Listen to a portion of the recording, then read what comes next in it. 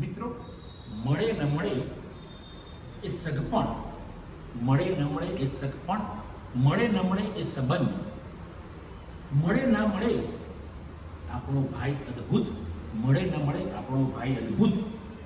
અને એ ભાઈ આપણને હૈયામાં લઈને ફરતો હોય એ કાલે મળશે, વાત બરાબર છે, પણ એ સંબંધ મળે ન મળે, એ સગપણ મળે ન મળે તો આપણે આપણા ભાઈને યાદ કરી લઈએ, આપણે આપણા મોટા ભાઈ નાના ભાઈને યાદ કરી લઈએ.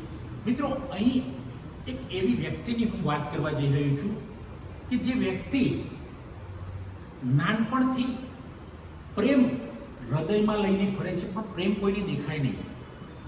એનું વ્યક્તિત્વ શ્રીફળ જેવું છે. જેમ કે શ્રીફળ કડક લાગે પણ અંદર આપણે ફોડીશું તો એની અંદરથી મીઠું પાણી અને કોપરું પણ મીઠું નીકળે છે. અને આ શ્રીફળ એકદમ પવિત્ર છે, બગડેલું નથી, પવિત્ર શ્રીફળ છે વ્યક્તિત્વ. અને આ શ્રીફળ ભગવાનને ચડે છે. મા બાપ એનો પ્રસાદ ખાય છે, ભાઈઓ ખાય છે, પરિવાર ખાય છે, મિત્રો સંબંધીઓ ખાય છે, એવું આ શ્રીફળ છે. અને આ શ્રીફળની સાથે હું નાનપણથી, મારા જન્મથી આ શ્રીફળની સાથે રહ્યો છું. દરેક પ્રસંગોમાં, દરેક ઘટના, દુર્ઘટના, સારી નરસી ઘટનાઓમાં પણ આ ભગવાને આપેલું મને સ્પેશિયલ શ્રીફળ હંમેશા મારી સાથે રહ્યું છે. કેમ કે મિત્રો, આ શ્રીફળ એવું છે કે એ ઈશ્વરને તો અર્પણ થાય જ છે, પણ આ શ્રીફળ મારા માટે એવું મળ્યું છે કે એ 24 કલાક મારા મંદિરમાં રહે છે, મારા અંતર મંદિરમાં રહે છે. આ કંઈ હું પેલી અંધશ્રદ્ધાવાળી વાત નથી કરતો, પણ એ જે શ્રીફળ એટલું બધું ટકાઉ છે કે આપણે કહીએ કે શ્રીફળ 1 વર્ષ મંદિરમાં મૂકીએ તેમાંથી પાણી નીકળી જાય. પણ આ શ્રીફળ મિત્રો એવું છે કે હું નાનપણથી, મારા કરતાં પણ આ શ્રીફળ મોટું છે. અને શ્રીફળ નાનપણથી મને એનું પાણી આપ્યું છે, એને પવિત્ર જળ, સ્વાદિષ્ટ જળ આપ્યું છે, એનું કોપરું આપ્યું છે, એની પ્રસાદ, છતાં શ્રીફળ અકબંધ છે. મિત્રો, આ શ્રીફળ છે મારા મોટાભાઈ દિનકરભાઈ. અદ્ભુત વ્યક્તિત્વ, અદ્ભુત એટલે જબરજસ્ત વ્યક્તિત્વ. ઘણા વર્ષો સુધી હું એમની સાથે ભણ્યો, રહ્યો અને ખૂબ પાઠ ભણ્યો છું. કદાચ એમને પણ ખબર નહીં હોય, મારા મોટાભાઈ દિનકરભાઈને, કે મારો નાનો ભાઈ કેવી રીતે મારી જોડેથી શીખી ગયો. મિત્રો, એમની જોડેથી એક જબરજસ્ત વસ્તુ શીખ્યો છું કે કોઈ વ્યક્તિ મળી જાય જરૂરિયાતમંદ અને એમને એમ લાગે મનમાં કે આને આપવા જેવું છે, ખિસ્સામાં હાથ નાખે, 500ની નોટ નીકળે, 2 નોટ નીકળે, જે હોય કાઢીને આપી દેવાનું, વિચારવાનું નહીં કે મેં કેટલા આપ્યા છે. આવું લગભગ મારી સાથે હોય તો અમે ગાડીમાં જતા હોય, ક્યાંય મુસાફરી કરતા હોય, વતનમાં અમે લગભગ મોટે ભાગે અમારા દરેક પ્રસંગોમાં એક આ જબરજસ્ત અમારા જે સંબંધો સગપણ ટકી રહ્યું છે. એવું નહીં, સગપણ છે જ, ટકી રહેવું એ શબ્દ થોડોક અલગ છે, પણ સંબંધ છે અમારા બંને ભાઈઓ વચ્ચેનો. ગમે ત્યાં અમે પ્રસંગે સાથે જવાનું જ રાખીએ છીએ. અઠવાડિયામાં 1 વાર, ના મળી શકે તો 15 દિવસે 1 વાર સાથે બંને પરિવાર અમે જઈએ છીએ. મારા મિસિસ, મારા મોટાભાઈના મિસિસ, મારા ભાભી, એ પણ મારા માટે મા જેવા છે, એ અમે સાથે જઈએ છીએ. અને ત્યાં મોટાભાઈ કોઈ પણ વ્યક્તિ મળે તો એમની ખિસ્સામાંથી, મેં હમણાં વાત કરી એ પ્રમાણે, કાઢીને આપી દે છે. વર્ષોથી હું જોતો હોઉં. ક્યારેક હું એમને પૂછું કે તમે જરૂર નથી એને પણ કેમ આપો છો, તો ત્યારે સરસ જવાબ આપે. એ જવાબ એ તો એમને તેમ જ હશે કે મેં મારા નાના ભાઈ પ્રયાસ કરે કે એનો શું વિચાર કર્યો હશે ને એને કંઈ, એ તો ભૂલી જ ગયા હશે. પણ હું વિચાર કરું કે આ માણસની અંદર ઉદારતા જબરજસ્ત છે. અને મને કહે કે ભાઈ જો, હું પૈસા આપું છું, હું તો એક માધ્યમ બન્યો છું. ઈશ્વરે, કોઈ પરમ શક્તિએ મારા દ્વારા પેલી વ્યક્તિને પૈસા આપવા મોકલ્યા છે અને હું એને આપું છું એટલે મારી કમાણીમાં ઓટોમેટિક વધારો થાય છે. મારો ધંધો, રોજગાર ખૂબ સરસ ચાલે છે. મિત્રો, મોટાભાઈએ જબરજસ્ત કઠિન પરિશ્રમ કર્યો છે અને આજીવન ઉદારતામાં રહ્યા છે. એમને ઉદારતા એટલે જબરજસ્ત. ધારો કે મારો ગોલ્ડ મેડલ મળ્યો હોય તો એમને જબરજસ્ત આનંદ થાય. મારું એક પુસ્તક પ્રકાશિત થાય તો 50 જણને કહે કે મારા નાના ભાઈનું પુસ્તક પ્રકાશિત થયું છે, મારા નાના ભાઈનો યુટ્યુબનો વિડીયો આ સરસ સમાજ પર બનાવે છે. અને જે અંદરનો હૃદયનો ભાવ. મિત્રો, થોડાક દિવસથી હું મારા જીવનસંગીની પરદેશ ગયા છે તો હું એકલો હોઉં તો એમનો ફોન ફક્ત મારી દરકાર કરવા જ આવે. એમને એમ લાગણી વગરનો, સંવેદના વગરનો નહીં.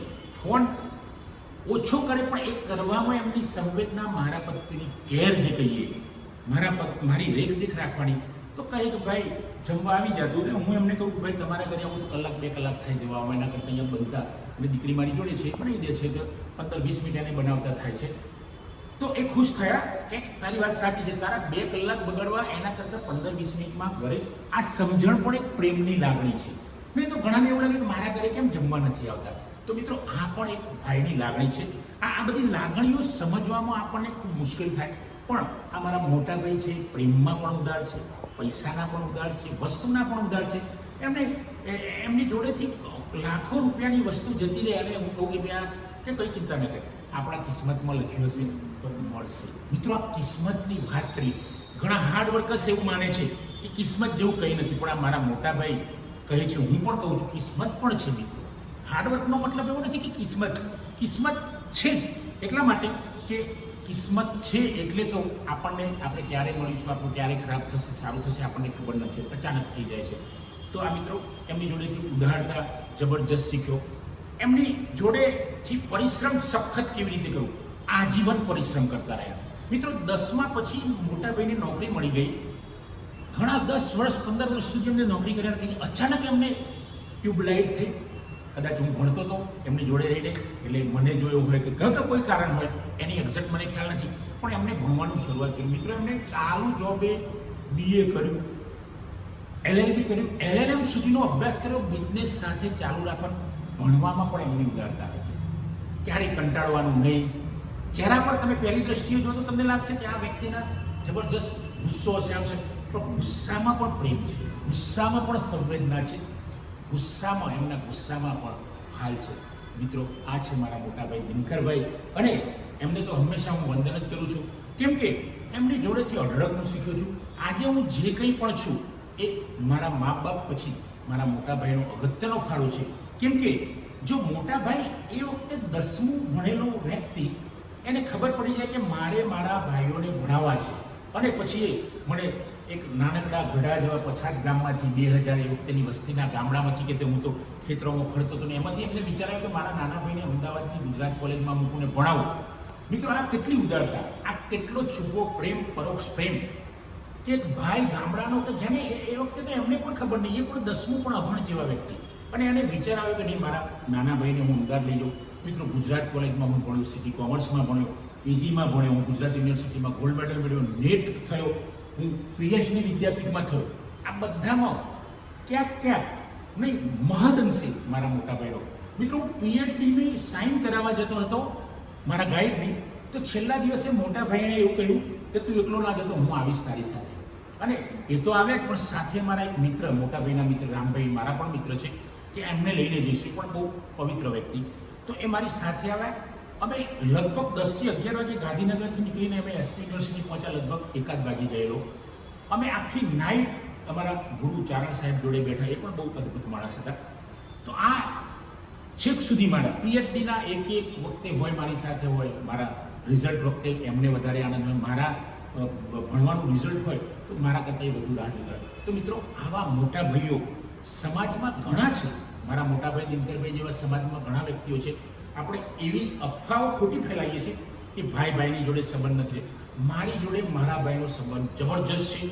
મારા બીજા બે મોટા ભાઈઓ છે, જયકરભાઈ, રજનીભાઈ, એમના માટે પણ મને ખૂબ જ સન્માન છે. પણ દિનકરભાઈ એ મારા માટે સ્પેશિયલ વ્યક્તિત્વ છે, ઉદાર વ્યક્તિત્વ છે, અને એ હૈયામાં પ્રેમ લઈને ફરે છે પણ ચહેરા પર બતાવતા નથી. મિત્રો આ બહુ મોટી વાત છે.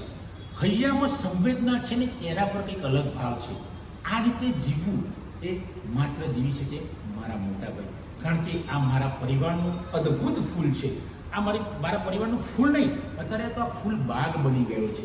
કારણ કે મારા પિતાના ગયા પછી આ અમારા પરિવારનો મોટો બાગ છે. અને બાગથી પણ વિશેષ કહું, તે પોતે બાગબાન પણ છે. કારણ કે અમારા પહેલાં ફૂલ બન્યું, પછી બાગ બન્યો, અને પછી આ ફૂલ બાગબાન બની જાય છે મિત્રો. અને આખા પરિવારને અત્યારે જ્યારે મને મારા પિતાની યાદ આવે છે, ત્યારે હું મારા મોટા ભાઈને ફોન કરું છું, ત્યારે મને ગર્વની લાગણી થાય કે હજુ પણ મારા પિતા સામે છે. દોસ્તો, જય હિન્દ.